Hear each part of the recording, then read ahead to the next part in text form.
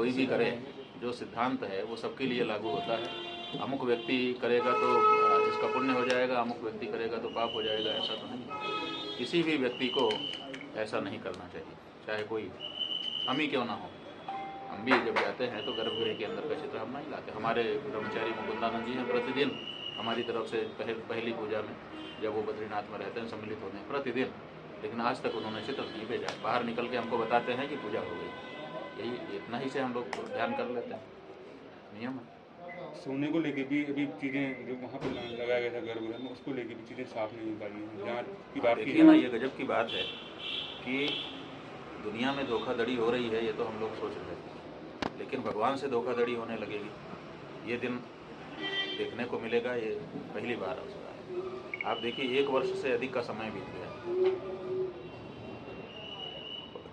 सोना लगे हुए। 6 महीना पहले अपने को जब पट खुला, उसके 10 दिन 12 दिन के बाद ही पता चल गया कि सोने में कुछ गड़बड़ी है। कहा गया कि जांच कमेटी बनाएंगे, कहा गया कि दूध का दूध, पानी का पानी करेंगे, लेकिन आज तक कोई बात तो आगे नहीं बढ़ी। बात तो जहाँ की तहाँ रह गई। जो कमेटी के मेंबर हैं उनसे हम लोगों ने पूछा कि भाई इस बारे में क्या हो रहा है, वही स्पष्ट नहीं है। कोई कुछ कहता है, कोई कुछ कहता है। इसका मतलब है कि स्पष्टता करने में अभी तक बद्रीनाथ केदारनाथ मंदिर समिति अक्षम रही है। और इतने बड़े मुद्दे पर जिसमें भगवान को धोखा देने की बात, देखिए, चाहे सोना देने वाले ने धोखा किया, चाहे कार्य करने वाले लोगों ने धोखा दिया, किसी न किसी ने तो धोखा दिया है। जो धोखेबाज है उसका चेहरा तो सामने आना चाहिए कि भगवान को धोखा देने वाला कौन पैदा हो गया इस देश में। आगे शंकराचार्य जी क्या क्या प्लानिंग है आगे, क्या क्या? देखिए, हम तो अभी भगवान का पट बंद होगा, देवताओं को पूजा सौंपी जाएगी, मनुष्य ज्योतिर्मठ आकर के फिर भगवान बद्रीनाथ जी की पूजा अर्चना कर सकेंगे। तो अभी तो इसी कार्य के लिए जो परंपरा पुरानी रही है उसको हमने नवीन किया और उसके लिए पुनः हम आए और निरंतर आते रहेंगे। बाकी हमारे मन में ये बात है, एक धारणा जो बन गई है पूरे देश के लोगों की, पूरे विश्व में रहने वाले सनातन धर्मियों की, कि जो 4 धाम है उत्तराखंड, इन 4 धामों में 6 महीने पूजा बंद हो जाती है और 6 महीने ही दर्शन पूजन करने का पुण्य मिलता है।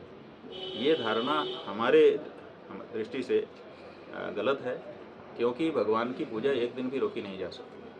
हाँ, ये जो 4 धाम हैं, इन 4 धामों की जो मूल स्थान जगह है, वहाँ पर 6 महीने के लिए हम लोग देवताओं को पूजा अर्चना सौंपते हैं, लेकिन एक विकल्प दूसरी जगह बना करके वैकल्पिक स्थान पर उनकी पूजा 6 महीने होती ही रहती है।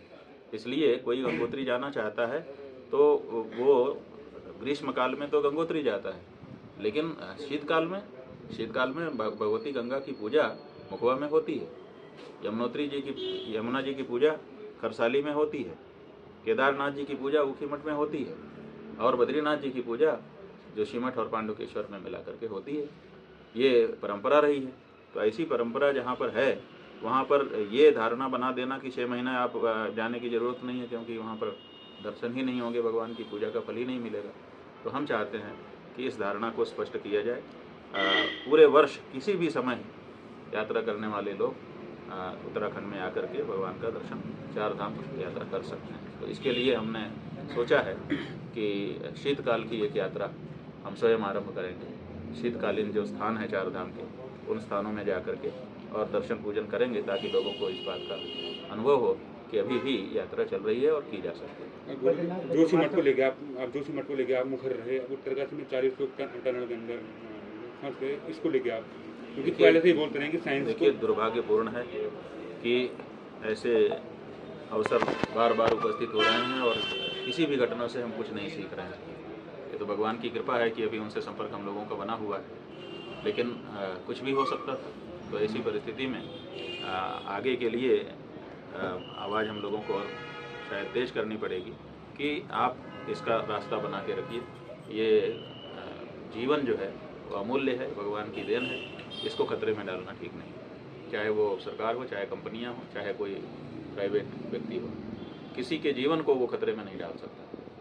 बद्रीनाथ मास्टर प्लान को लेकर के आप संतुष्ट हैं जो कार्य? देखिए, मास्टर प्लान का मतलब ये है, देखिए, हम मूल रूप से तो ये मानते हैं कि धार्मिक कार्य में सरकार को नहीं आना चाहिए। धार्मिक कार्य धार्मिक लोगों को करना चाहिए। धर्माचार्यों को करना चाहिए। उसके लिए सरकार सहयोग कर सकती है धर्माचार्यों को, अपनी इच्छा बता सकती है कि हम ये चाहते हैं, लेकिन उसको स्वयं ये कार्य नहीं करना चाहिए। क्यों? क्योंकि सरकार के जो लोग होते हैं वो या तो मंत्री मिनिस्टर होते हैं या तो अधिकारी होते हैं। तो जो मंत्री मिनिस्टर बनते हैं वो राजनीति के विशेषज्ञ होते हैं, उसके तो बहुत बड़े पंडित होते हैं वो, लेकिन वो धर्म के पंडित नहीं होते। इसी तरह से जो अधिकारी हैं वो व्यवस्था के, प्रशासन के बहुत बड़े पंडित होते हैं अपने अपने विषयों के, लेकिन वो धर्म के पंडित नहीं होते। तो धर्म के स्थान पर अगर कोई कार्य किया जाना है तो उसको धर्माचार्यों के नेतृत्व में किया जाना चाहिए, उनकी देख रेख में किया जाना चाहिए। तो पहली बात तो यह है कि धर्माचार्यों की अनदेखी करके, धर्म से जुड़े लोगों की, पंडित पुरोहित पुजारी सब की अनदेखी करके ये जो सरकारें वहाँ धार्मिक स्थानों में काम कर रही हैं, हम सिद्धांत रूप से इसका विरोध करते हैं। अब कर ही रही हैं तो कम से कम उनको परामर्श करना चाहिए। नहीं करती हैं, कम से कम जब आवाज़ उठाई जाए तब तो कुछ सुनना चाहिए। लेकिन हम देख रहे हैं कि लंबे समय तक वहाँ के लोगों को आवाज़ उठानी पड़ती है, धरना प्रदर्शन करना पड़ता है, फिर भी कोई सुनवाई नहीं होती है। अब बद्रीनाथ जी में जो जल की पवित्र धाराएं थी वो काम चलने के कारण वो बंद हो रही हैं। तो जो तीर्थ थे वो तो समाप्त हो रहे हैं ना। तो भव्यता के साथ साथ दिव्यता को बनाए रखना भी जरूरी होता है।